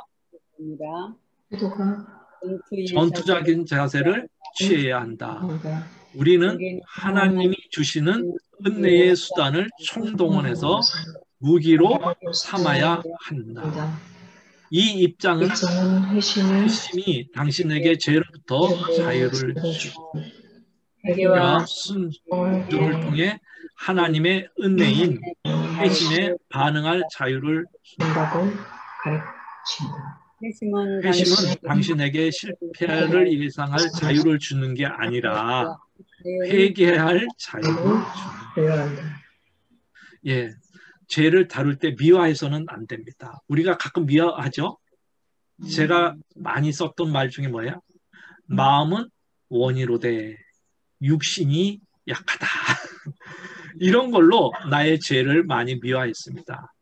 여러분, 그거는 핑계입니다. 그래서 또 이분은 이렇게 말합니다. 죄는 결코 쉬지 않는다. 따라서 우리가 우리의 관점을 하나님의 관점보다 더 중요시하면 우리는 속임과 배신을 당할 것이다. 죄에 민감한 양심을 위해 기도하고 당신의 은밀하고 원초적인 죄에 대해서 예민해지도록 기도하라고 말하고 있습니다. 죄에 대해서 조금 예민해질 수 있기를 바랍니다. 그래서 죄에 대해서 예민한 사람은 예수님의 십자가의 보혈을 생각할 수밖에 없죠. 십자가에 달려서 나를 위해 피 흘리신 그분을 생각할 수밖에 없습니다. 그래서 베르나드 또 버나드라는 분이 계시는데 이분은 이런 말을 했습니다. 우리 죄를 해결하기 위해서 예수님은 피를 흘리셨다. 우리에게 하나님을 보여주기 위해서 예수님은 눈을 감으셨다. 세상 모든 사람들이여 무릎을 꿇자. 바로 하나님이 그러한 사랑을 보여줄 수 있음을 알자. 우리가 십자가 앞에 무릎을 꿇을 때 우리는 하나님의 사랑을 나를 통해서 보여줄 수 있습니다.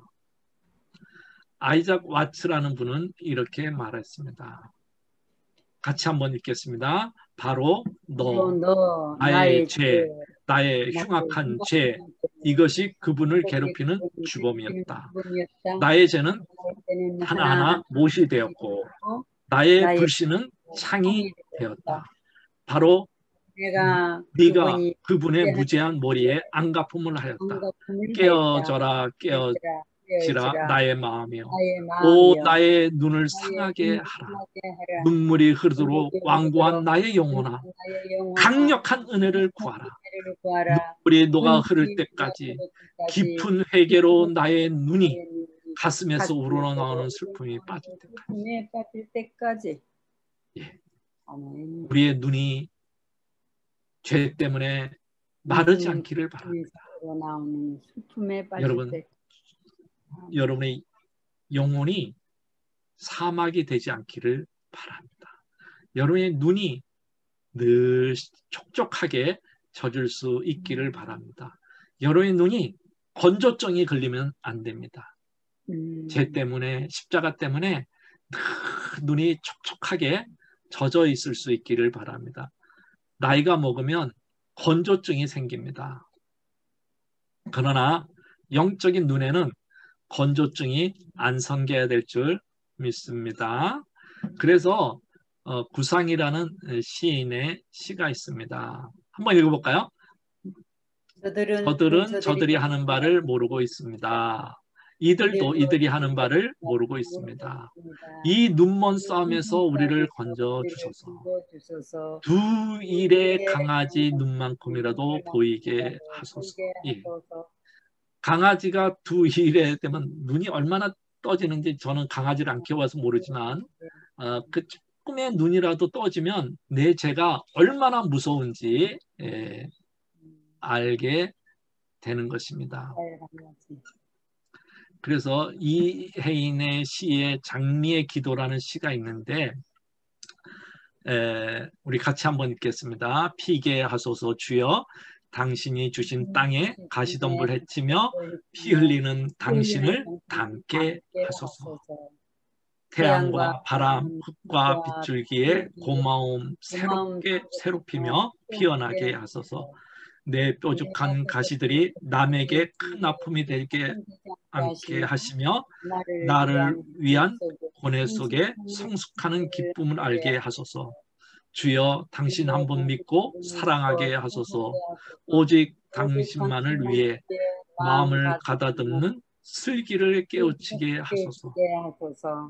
진정 살아있는 동안에 피를 흘리게 하소서. 죽어서 다시 피는 목숨이 되게 하소서. 죄 때문에 진정 피를 흘릴 때 저와 여러분은 부활의 아침에 새로운 새 생명의 목숨을 얻게 되는 것입니다. 지금 죄 때문에 고통스러워합니까? 죄 때문에 아파합니까?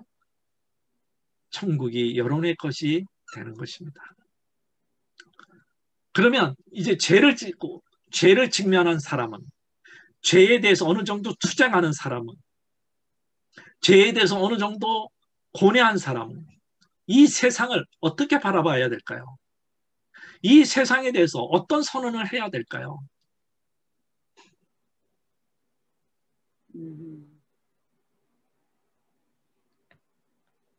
사도 요한은 이런 말을 합니다.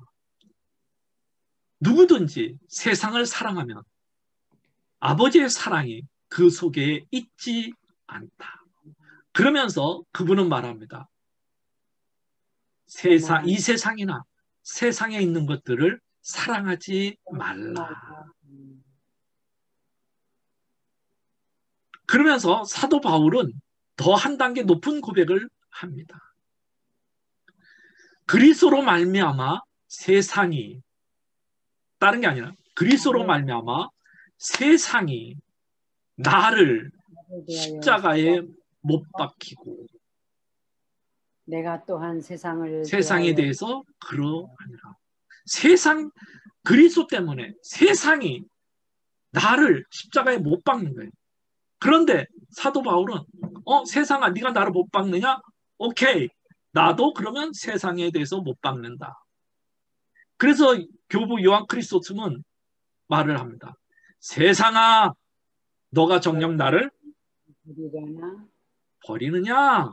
오케이, 나도 너를 버린다는 것이죠. 여러분, 그래서 세상에 있는 것들은 뭐냐 그러면 허영이에요. 허영. 가짜죠. 철로역경이라는 책을 읽어보셨지만 거기에 허영시장이 나옵니다. 근데 많은 순례자들이 이 허영시장에서 순교당해요. 허영시장에서 자기 신앙이 화양당해요. 왜 그렇습니까? 허영시장에 순례자들을 향해서 이 바알세불이라는 이 마귀가 좋은 것들을 매일 갖다 내놓는 거예요. 그러니 사람들은 이 허영시장에 이 물건을 사고 싶어요. 또 살 수밖에 없도록 잘 만들어 놨어요. 그래서 이것을 사다 보니까 천국에 가는 길을 잃어버리는 거예요. 여기에는 집, 땅, 상관없이 명예, 승진, 뭐 욕정, 쾌락, 뭐 부인, 남편, 자식, 주인, 하인, 뭐 도박, 뭐 별게 다 있어요. 없는 게 없어요. 이런 것들을 허영시장에 파니까는 사람들은 여기에서 사고 싶은 거예요. 어떤 사람은 집을 사고 싶고, 어떤 사람은 땅을 사고, 어떤 사람은 지위를 사고 싶고, 어떤 사람은 명예를 사고 싶고, 어떤 사람은 승진을, 어떤 사람은 육체를, 어떤 사람은 은, 금, 지주, 보석, 이 모든 것들은 뭐 사고 싶어요. 어떤 사람은 도박, 뭐 이런 것도 사고 싶어요. 그러나 허영시장에서 분명하게 구분되는데 거룩한 자들, 못하도록 거룩한 자들은 이 세상의 영에 지배받는 사람들과 구분이 된다는 거죠. 예. 그래서 죄와 싸운 사람만이 이 세상을 바르게 통과할 수 있게 됩니다. 그래서 이 세상을 살 때에 저와 여러분이 죄를 싸운 사람은 이 세상에 대해서 가감하게 버리고 또 거룩한 길을 가게 되는 것입니다. 그래서 이 죄를 이긴 사람이 세상에 대해서 취하는 태도가 있는데 이런 말이 있습니다. 십자가에 대해서 이야기하고 십자가의 그늘 아래 살지만 실제로는 십자가에 굴복하지 않는다. 십자가에 못 박힌 삶을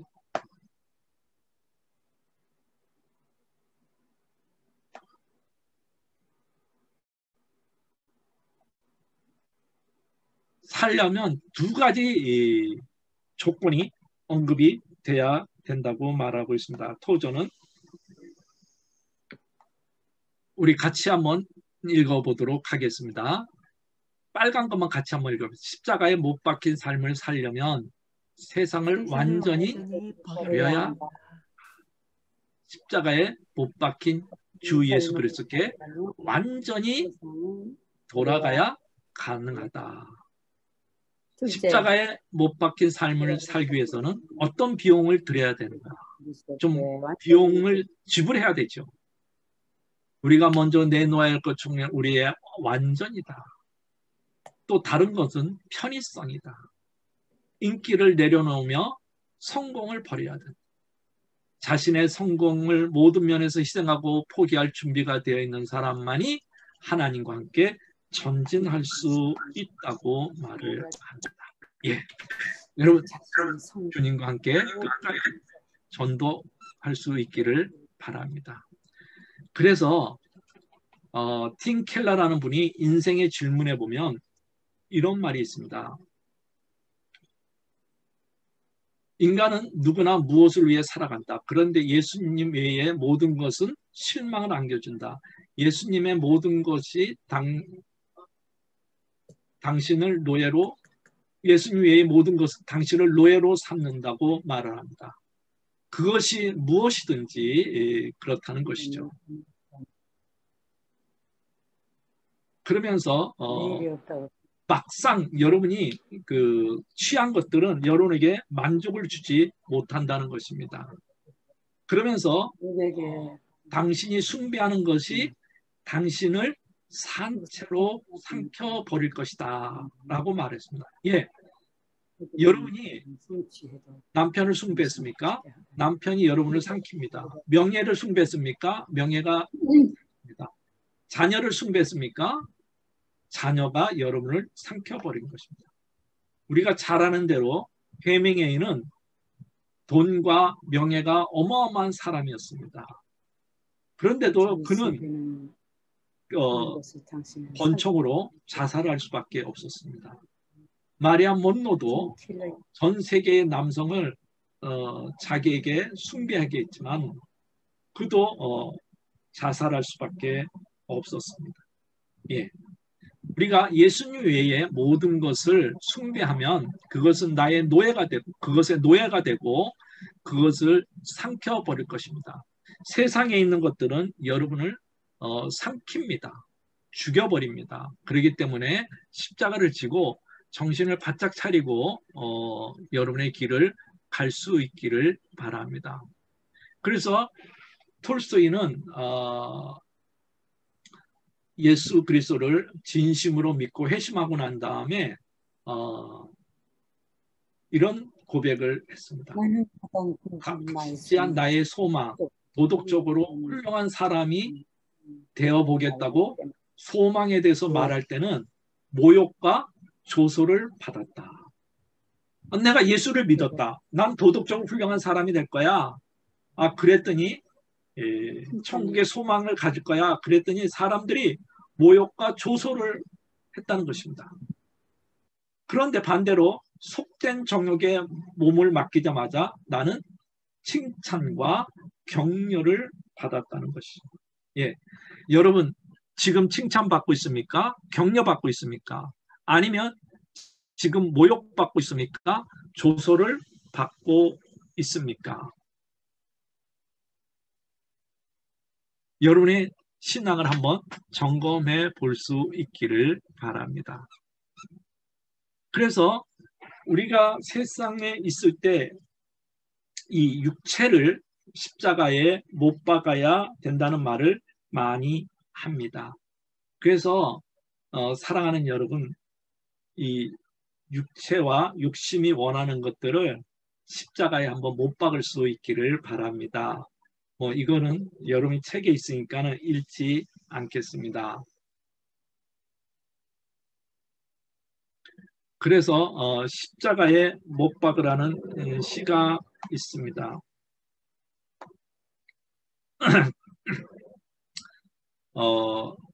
같이 한번 읽어보겠습니다. 나는 빌라도의 뜰에 모인 군중을 보내 나는 그들의 분노에 찬 모습을 확신하네. 십자가에 못 박으라는 그들의 외침소리 신성모독과 함께 소름 끼치게 하네. 그 외치는 군중 속에 나도 그중 하나임을 느낀다네. 그 거칠고 또렷한 음성 속에서 나는 내 음성을 확인하네. 그 신성한 피를 흘리게 한 자는 바로 나였네.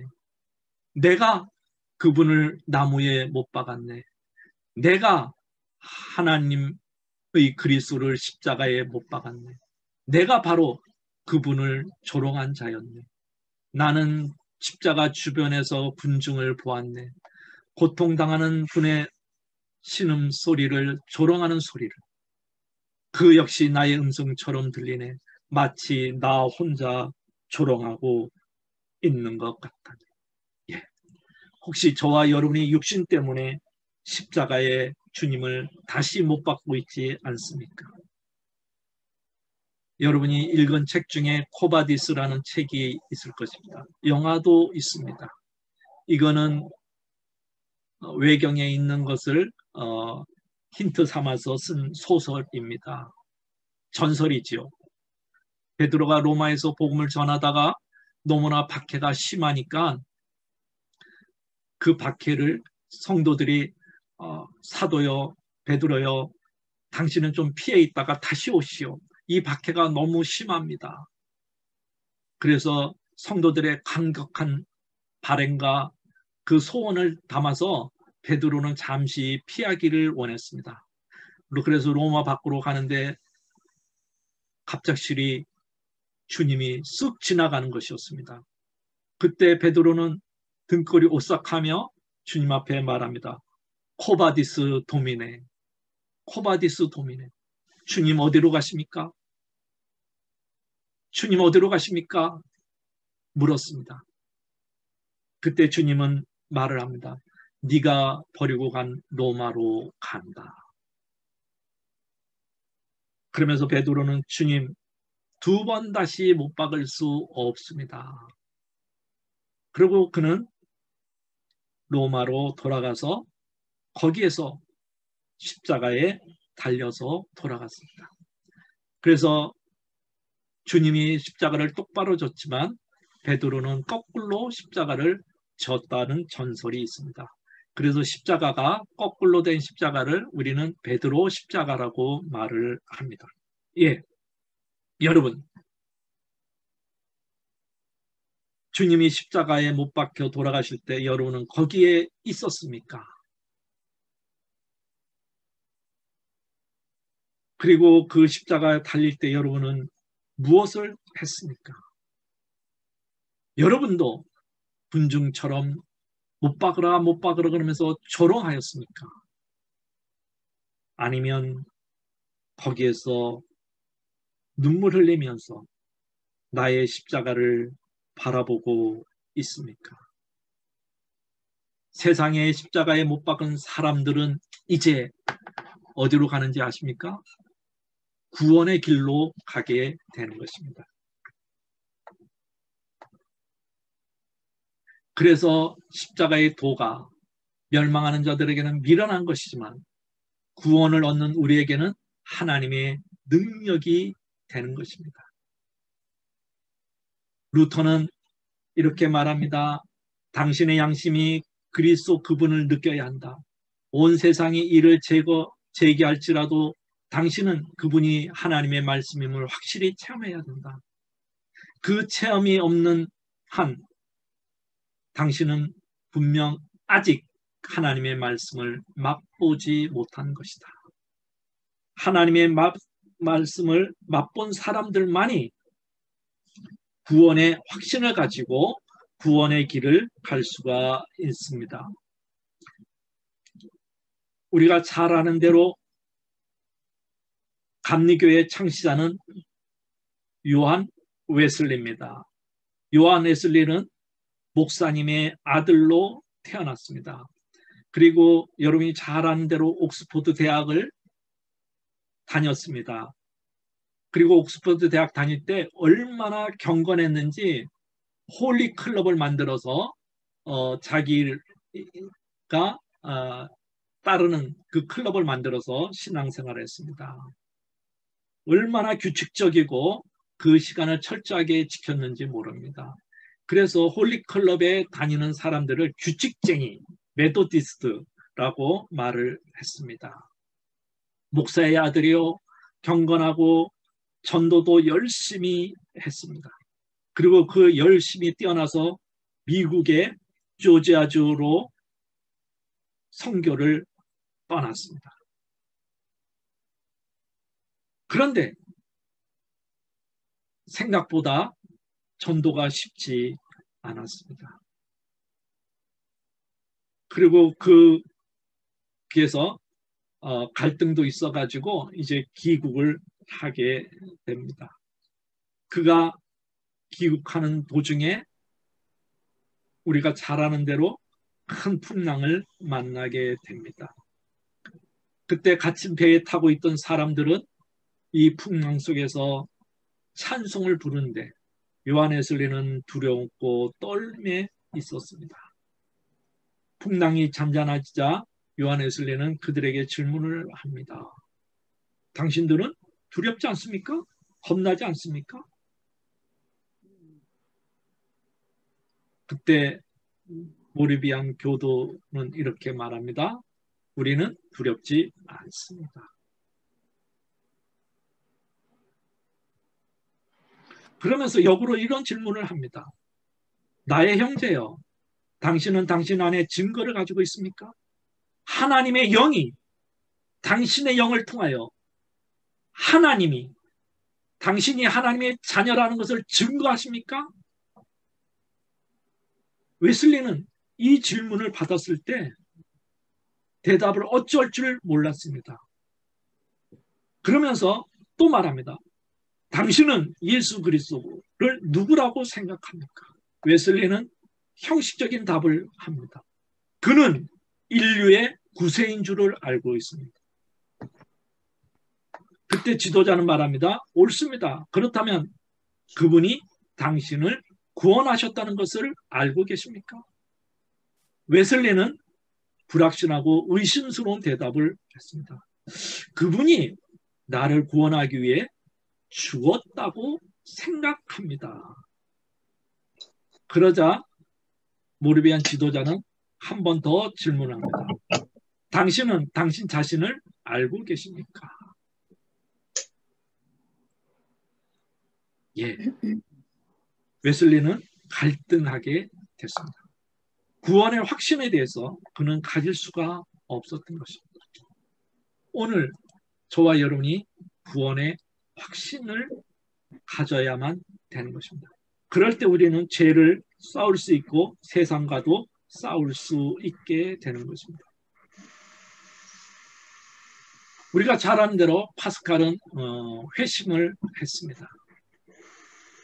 그의 회심의 시각은 1654년 11월 23일 저녁 10시 30분에서 12시 30분 사이에 하나님의 임재 속에서 하나님의 무한한 사랑을 체험하게 됐습니다. 그리고 그 체험은 그의 삶을 완전히 바꿨습니다. 그리고 그 체험을 그는 잊지 않기 위해서 글을 썼습니다. 그리고 그것을 자기 양복 안쪽에 꿰매놓고 있었습니다. 그리고 8년 동안 그가 죽고 난 다음에 8년 동안 아무도 그것을 발견하지 못했지만 8년 후에 그 양피지기를 하인이 발견하게 됐습니다. 그의 회심의 내용은 이거였습니다.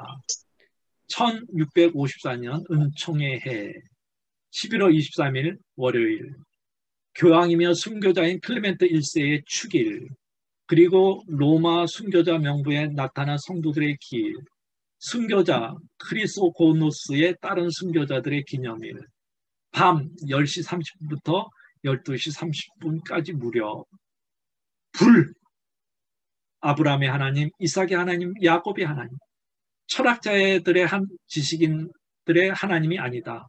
확신, 감격, 기쁨, 평화, 예수 그리스도의 하나님, 내 하나님, 곧 너희의 하나님, 어머니의 하나님, 나의 하나님이시니 하나님 외에 세상도 그 무엇도 느끼지 않는다. 오직 그분만이 복음서에서 나타난 길이며 그분을 통해서만 영혼의 위대함을 깨닫는다. 의로우신 아버지여, 세상이 아버지를 알지 못하여도 나는 아버지를 알고 있사오며 저희도 아버지께서 나를 보내신 줄 알았사옵나이다. 기쁨의 눈. 그들은 생수의 근원이 나를 버린 것입니다. 나의 하나님 어찌 나를 버리셨습니까? 나의 하나님이여 나를 떠나시겠습니까? 영생은 곧 유일하신 참 하나님과 그의 보내신 자 예수 그리스도를 아는 것이니 예수 그리스도. 난 그분에게서 떠나 있었습니다. 도망치고 거부하고 십자가에 못 박히게 하였습니다. 이제 더 이상 나를 당신에게서 떠나게 하지 마옵소서. 오직 당신만이 복음의 길로 나를 인도할 수 있습니다. 달콤하고 완전한 버림, 예수 그리스도와 나의 인도자에 대한 완전한 순종, 이 땅에 잠시 고난을 받고 누리는 영원한 기쁨, 주님의 말씀을 잊지 아니하리이다. 여러분이 십자가의 길에서 도망치지 말고 이 십자가와 함께 육신을 십자가에 못 박고 따라갈 수 있는 저와 여러분이 되기를 바랍니다. 아멘. 교수님 잠깐 쉬었다가 네, 그렇게 하겠습니다.